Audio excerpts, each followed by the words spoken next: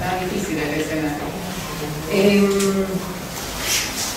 tema que me han pedido que hable es sobre lo que está pasando actualmente con la huella de carbono, parece que alguna empresa ha escuchado este concepto ya, y la huella del agua. Básicamente la trazabilidad ambiental, independientemente de qué huella estemos hablando. Y por qué es importante es un poco el objetivo de mi charla de hoy, empezar a sensibilizarnos y entender por qué es importante para los países de la región estos temas y que los tomemos como temas de política pública y de políticas corporativas. Básicamente los fundamentos que tienen que ver con la trazabilidad ambiental están dados en primer término por el cambio climático, en segundo término por las demandas sociales, en tercer término por normativa ambiental, tanto desde el punto de vista de la normativa obligatoria, de regulaciones, como de normativa voluntaria. Y cada uno de estos temas se los voy a desarrollar hoy en la presentación. Cuando hablamos de cambio climático, en breve voy a tratar de dar una definición simple, tiene que ver con las variaciones en el clima. El clima es una unidad de tiempo en una escala determinada de tiempo atmosférico. Cuando ese promedio histórico se modifica a nivel regional o global, estamos ante un hecho de cambio climático. El cambio climático puede venir tanto por causas naturales o por causas vinculadas con la acción del hombre. Esto no quiere decir ni que es bueno ni que es malo, ni tampoco quiere decir que el cambio climático sea bueno o malo. Simplemente hay un cambio en ese promedio histórico. A veces este cambio en el promedio histórico, cuando se generan emisiones de gases de efecto invernadero en exceso, provocan lo que todos, digamos, le estamos hablando en el día de hoy, que son estas huellas, que es un poco lo que vamos a trabajar hoy aquí. Así que cuando me refiero al cambio climático, yo me estoy refiriendo específicamente al impacto de la actividad del hombre sobre el clima, no el impacto que tienen cuestiones naturales sobre el clima. La huella de carbono. La huella de carbono tiene que ver con las acciones del hombre a través sobre todo de lo que es la industrialización en los últimos 60 años.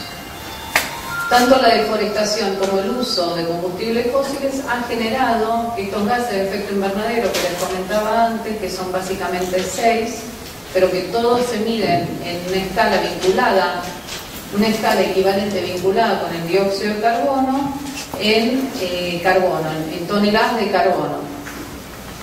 Cuando estas emisiones son en exceso, el efecto invernadero, que es natural en nuestro planeta, se potencia y entonces se genera este recalentamiento.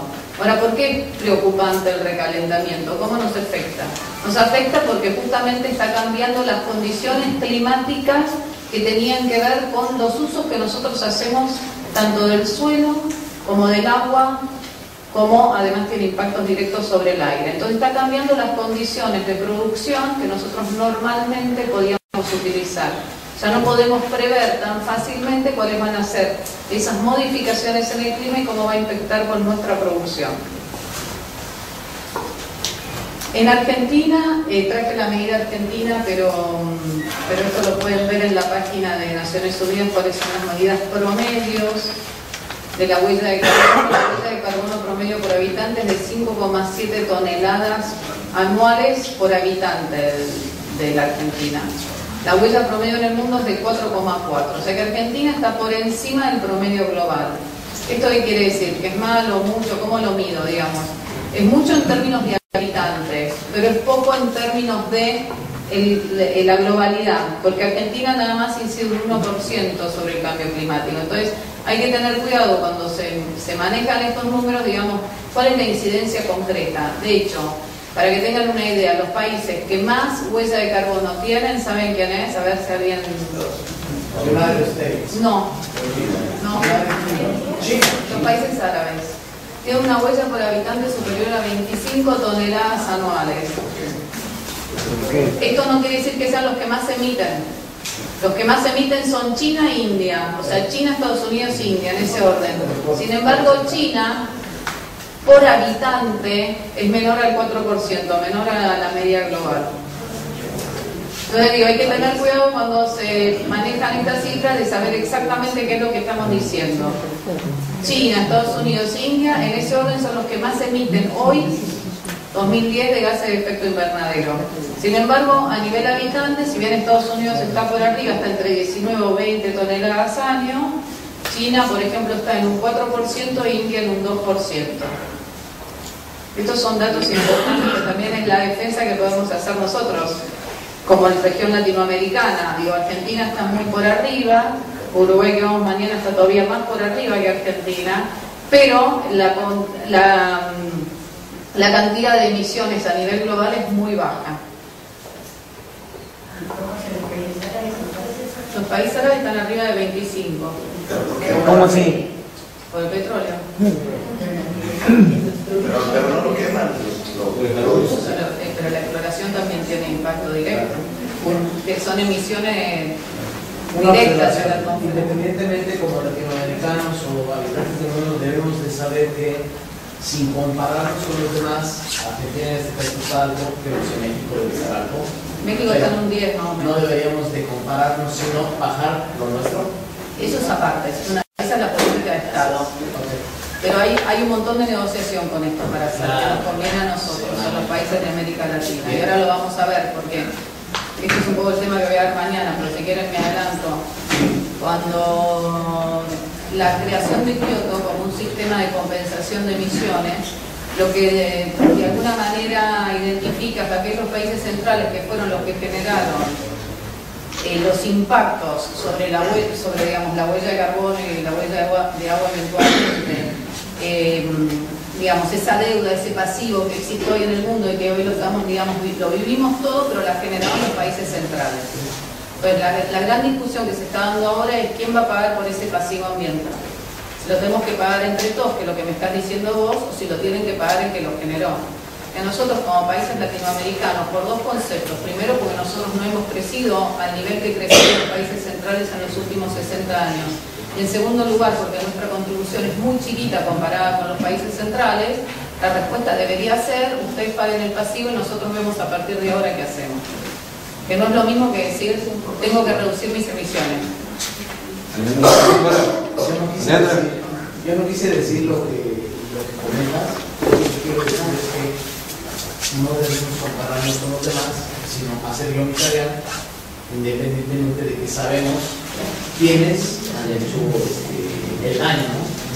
Pero Argentina, México, hagamos la tarea. No, eso desde ya, eso digamos, ya no se discute que tenemos que trabajar por lo ambiental, por la protección ambiental.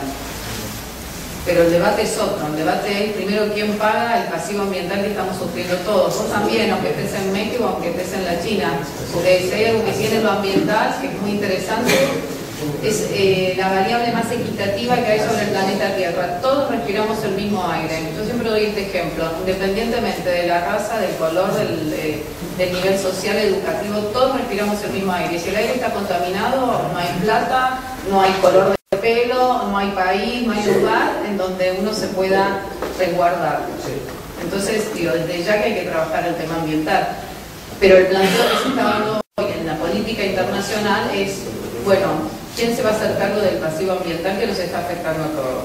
Independientemente de cada una, pues tiene que tomar una política pública local y eventualmente eso baja hacia educación ambiental, políticas de todo vinculado con las industrias y todas las actividades vinculadas con el hombre, ¿no?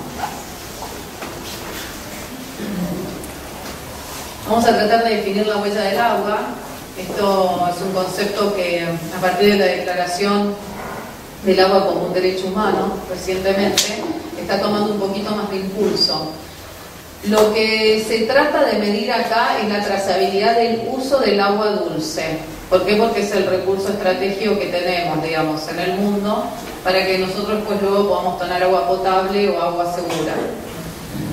Este concepto, si bien es nuevo, a nosotros nos afecta directamente porque somos muchos de nosotros países agroindustriales en donde la carga de agua es muy importante. Y si lo que estamos midiendo es el uso de agua dulce, la mayoría de nuestros países que produce agricultura tienen una alta trazabilidad de uso de agua dulce. Porque el agua está definida de esta manera a través de la huella. Tres componentes. Está la huella verde, la huella azul y la huella gris. La huella azul es la huella vinculada con el uso del agua evaporado tanto el agua superficial como